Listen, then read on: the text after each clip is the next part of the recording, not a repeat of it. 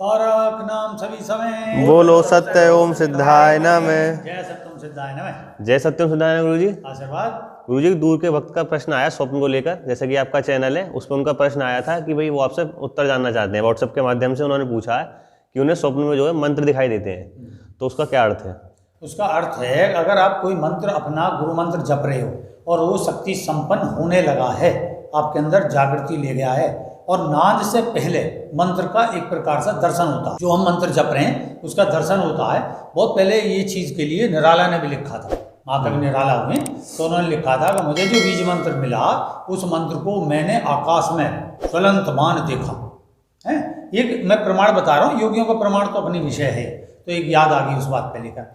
तो इससे क्या होता, अपने मंत्र का जैसे रूप रस गंध स्पर्श शब्द के तौर पर ये भी शब्द होता, शब्द अपना रूप देता है, रूप का आकार धारण होता है, मतलब आकार और रूप एक ही बात होगी, और उसमें जो रस है, रस प्रधानता, मतलब उसको देखने पर आनंद उत्पन्न होता है, और उसमें एक प्रकार का जो स्पर्श है उसकी अनुभूति होती है, क्योंकि जो आकर्षण विकर्षण, क्योंकि वो अपने अंदर से ये प्रकट हो रहा है, अंदर से प्रकट होने के कारण वो आपको जो है आकर्षित विकर्षित महसूस करेगा। जैसे पूरे विराट रूप में फैल रहा है, सिमट के आपके अंदर आ गया, फिर विराट रूप में फैल गया, और उसका जो है प्रकार भी दिखाई देगा, जैसे उसके सतरंगी प्रकार है या नीलवर्णीय प्रकार है या श्वेती रंग से दिख रहा है, या इस तरीके से ज्वलतमान है, उज्ज्वल है, इस प्रकार से उससे अनुभव होती है। तो ये दर्शन होने बहुत शुभ है। अब इसमें आता है बीज मंत्र दिखाई देना। बीज मंत्र के बाद में उसका स्वरूप जो है, अगर वो साकार रूप में हम धारणा करते हैं, जैसे किसी ईश्वर संबंधित है या किसी पीर फकीर गुरु या किसी से, तो उसका स्वरूप धारण कर लेगा वो। अगर आप अपनी आत्मा का मंत्र जप रहे हैं, जैसे सत्यम सिद्धाय नमः, तो उसमें स्वयं में अपनी ही आत्मा का विषय दिखाई देगा कि मैं ही अपने सामने बैठा हूँ, मैं ही अपने सामने खड़ा विराजमान हूँ, या मैं कोई कार्य कर रहा हूँ या अपने को देख रहा हूँ। और अगर वो जो है इस तरीके से है कि केवल प्रकृति संबंधित है, कि जो बीज मंत्र है भम गम इस तरीके से स्त्री प्रधान है या लम्ब है या वम है, तो उस संबंधित, जैसे लम्ब है तो मूलाधार का विषय हो गया, तो मूलाधार में क्या दिखाएगा, जैसे पृथ्वी और तुम्हारा ये जीव जंतु इस तरीके के दिखाई देंगे, पेड़ पौधे प्रकाशित होते चले जाएंगे, और उन पर ऐसा लगेगा जैसे वो सब मंत्र लिखा हुआ है, लम लम लम लम इस तरीके से लिखा हुआ है। या वम बीज मंत्र है तो पानी दिखाई देगा, और उस पर एकदम प्रकट हुआ, उसके अंदर से पानी के अंदर से प्रस्फुटित होकर एकदम आकाश में छा गया। या अग्नि प्रधान है, नाभि में है, तो उसमें रम बीज मंत्र एकदम रम करके और ध्वनि के साथ, नाद के साथ भी प्रकट हुआ। अगर वो प्रकट मंत्र हो रहा है लेकिन उसमें नाद का उद्भव नहीं है और वो सुनाई नहीं दे रहा आपको, तो वो अभी केवल मात्र दर्शन है, और आपको एक तरीके से आपने जैसे कई बार क्या हम धारणा करते हैं मंत्र पर, कि मैं उसको मंत्र को देख रहा हूँ अपने सामने लिखा हुआ, समझे, तो वो मंत्र लिखा हुआ देख रहा हूँ, वो कल्पना जीवंत हो जाती है, ये होती है। लेकिन अगर वो नाद के रूप में दिखाई दे रही है तो वो फिर और उच्चतर अवस्था होती है। और मैं जैसे मैंने बताई रूप रसगंध के आधार पर, और फिर जो उसकी जो देवता है, जो उसका स्वरूप है, जैसे अग्नि है, तो चूंकि हम मनुष्य हैं, हमारी आकृति है, ज़्यादातर पुरुष प्रधानता है, पुरुष अगर मंत्र जप रहा है, स्त्री मंत्र जप रही है तो स्त्री मंत्र जप रही है, और स्त्री मंत्र है वो तो देवी के रूप में दिखाई देगा, है, अपनी कैपेसिटी के आधार पर उसके हाथ पैर दिखाई देंगे।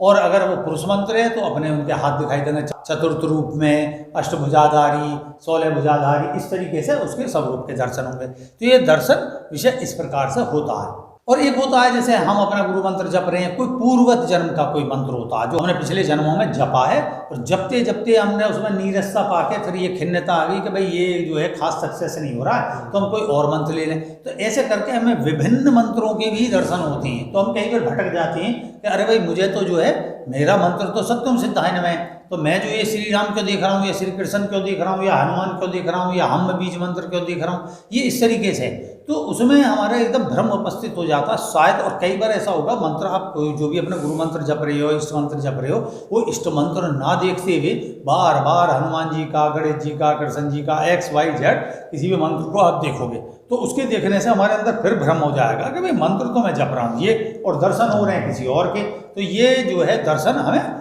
भ्रमित करके और उस सब्जेक्ट से हटा देते हैं। तो हम क्या काम करते हैं, उस सब्जेक्ट को फिर पकड़ लेंगे। ऐसा हमारे अपने जीवन में कई दफ़ा हुआ कि हम जप रहे हैं कुछ और किसी और चीज़ के दर्शन में, तो फिर पता चला कि पीछे के जो जन्मों में जिस मंत्र से हम सिद्ध रहे, या जो मंत्र हमने अपना समाज में बांटा किसी दर्शन के बाद, वो मंत्र बहु मात्रा में होने के कारण वो हमारे अंदर था। तो उससे अगला क्या है कि उससे अगली कड़ी क्या है। अब आप कहोगे कि भाई हर मंत्र अपने में पूरा है, तो मंत्र किस रूप में पूरा है, वो उसके जो स्वरूप है, वो जो करेक्टर है। जैसे राम मंत्र है तो राम का करेक्टर है रामचंद्र जी, और उनको लेकर सारी अभिव्यक्तियाँ। लेकिन फिर भी आएगा कि इन सब पर कौन है, तो वहाँ से आएगा निराकार राम, और निराकार राम के बाद आप साइलेंट हो जाओगे, मौन में प्रवेश कर जाओगे। वहाँ अनहद की उत्पत्ति होने पर मंत्र के साथ अनहद की तो उत्पत्ति होती है। अनहद क्या है कि एक ऐसी गूंज जो केवल एनर्जी की गूंज है, वो ऐसी कुछ नहीं है, वो गूंज है। उसमें जैसे तो आप देखोगे बिजली के तार होते हैं, उसके पास जाओगे तो झन की आवाज़ होगी, और पास में आओगे अलग सी आवाज़ें होती हैं। तो ये आवाज़ें हैं जो हमारे अंदर शक्ति का प्रवाह ऊपर की ओर गूंज रहा होता है, जो उठ रहा होता, उसकी वजह से वो सब गूंज आती है। अगर आप साइलेंट है, कुछ नहीं है, साक्षी भाव से ध्यान कर रहे हैं, तो आपको एक ऐसी आवाज़, इस तरीके की आवाज़ आएंगी। तो उसमें आपका दिमाग गया शब्द पर, शब्द से आपको जो है, चूंकि राग भी यहीं से पैदा हुए, तो वो रागों के भी अनुभव हो सकती हैं आपको, कि विभिन्न रागों की उत्पत्ति आई, सारे गाँव पा धानी सा, इस तरीके से सारे रागों को दिखाई देगा। तो ऐसे करके, और फिर उन शब्दों से जो रूप धारण है वो भी दिखाई देगा। तो ऐसे करके दिखाई देता है, समझे। तो आप इन पर ध्यान ना दें, और आप जो है मंत्र जो जप रहे हैं वही ने आपका एक तरीके से उसका तारण कराए, निस्तारण कराए और उदय कराए। तो आप उसको जपते रहें, पूर्ववत जो मंत्रों के आपको दर्शन हो गए, और उससे आगे बढ़ोगे तो आपका कल्याण होगा, और आत्म स्वरूप ही अंतिम दर्शन होता है। ध्यान रखें, किसी दूसरे का स्वरूप का दर्शन करना ही वैदिक जो है संस्कृति में ये कहा गया है कि तुम पर दर्शन कर रहे हो एक तरीके से, मतलब किसी भी ईश्वर का कर रहे हो, निराकार का कर रहे हो, कुछ भी, वो तुमसे है। दृष्टा कौन है, सृष्टा कौन है, तुम। किसके मन में क्वेश्चन आया, कौन है, तुम्हारे अंदर आया, कौन है। तुमने किसी का कल्पना करी, फिर उस कल्पना को तुमने जीवित करा, फिर जीवित भी हुई क्योंकि वो आपके अंदर क्वेश्चन आ रहा। वो जीवंतता पाने के बाद में आपने आशीर्वाद लिया, या उससे जो भी मनोकामना मांगी, या उसके दर्शनीय उपलब्धि से आप आनंदित हो गए, फिर वो आपके अंदर ही सिमट के खत्म हो जाता। वो आपके अंदर सिमट के खत्म हो जाता, कौन बचता शेष। तो प्रारंभ भी तुमसे है, मध्य भी अर्थात जो सृष्टि है वो भी तुमसे है, और उसके बाद भी उसका अंत भी तुम ही। तो इसलिए कहा गया कि तुम ही सदा थे, सदा हो, सदा रहोगे। यही सनातन का नियम और धर्म है। तो आशीर्वाद करता हूँ इस ज्ञान के साथ कि आपको ये सब उपलब्ध हो और इस पर अभ्यास करें। जय सत्यम सिद्धाय नमः।